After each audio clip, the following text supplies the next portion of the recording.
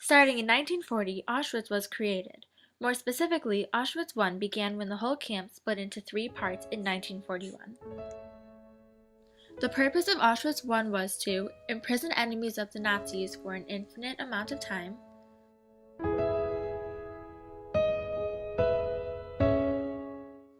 supply forced labor for SS-owned war-related companies,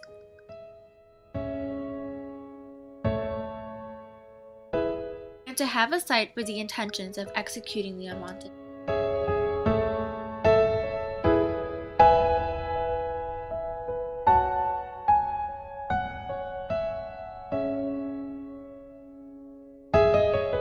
This was also the location of the SS Garrison Administration, the commander of the local garrison, and the commandant of Auschwitz I.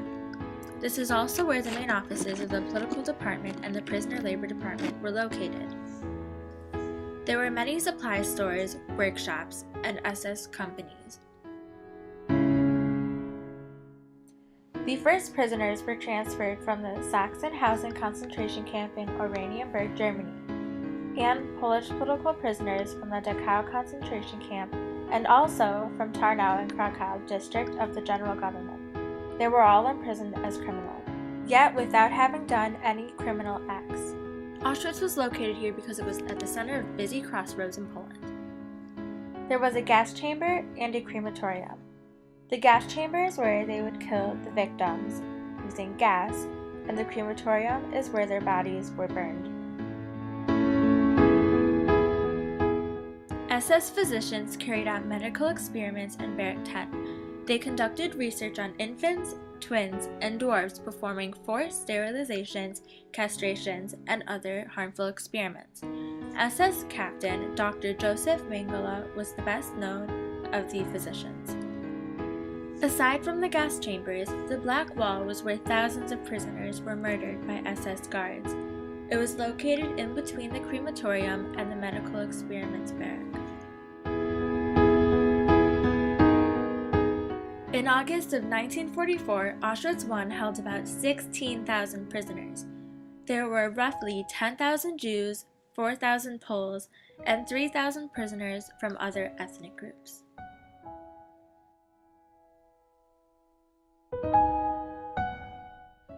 Auschwitz II is commonly referred to as Auschwitz-Birkenau.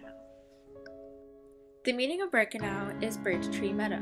In this case, Auschwitz II got its name from all the birch trees in the location. Karl Bischoff was the chief of construction of Auschwitz-Birkenau. In 1941, it was created to be a forced labor camp. Later, in 1942, it was modified and a death camp was added, which it is most known for. Out of all three parts of Auschwitz, Birkenau was definitely the largest. It held up to 100,000 prisoners, including women and gypsies. Also, it covered approximately 425 acres with surrounding barbed wire fences. 4 huge gas chambers and crematoria were created between March and June of 1943 alone.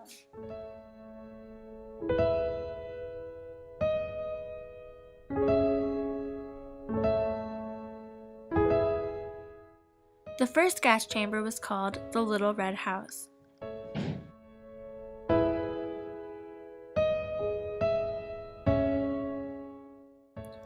Following that was the Little White House.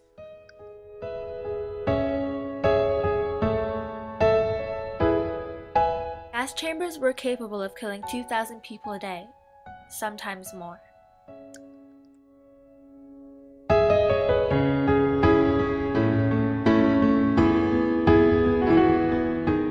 Because no one had no idea what was going on, everyone believed that they were actually going to take a shower.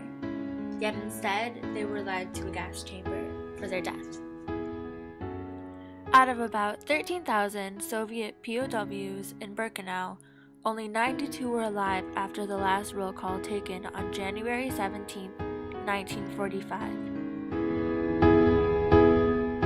Auschwitz III, commonly referred to as Monowitz, was a concentration camp where the prisoners would work day in and day out. Monowitz alone had 10,223 prisoners. This camp was the most important to the Nazis because the factories the prisoners worked in were a huge part of the war effort.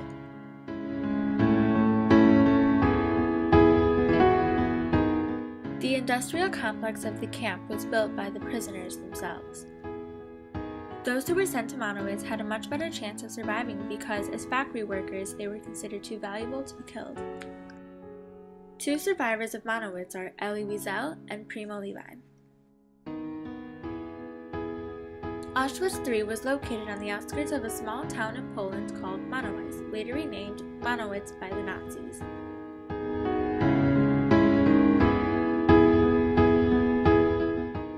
A couple other subcamps were Galaschow, which had 1,008 people, and Jawiszowiec, which had 1,988 people.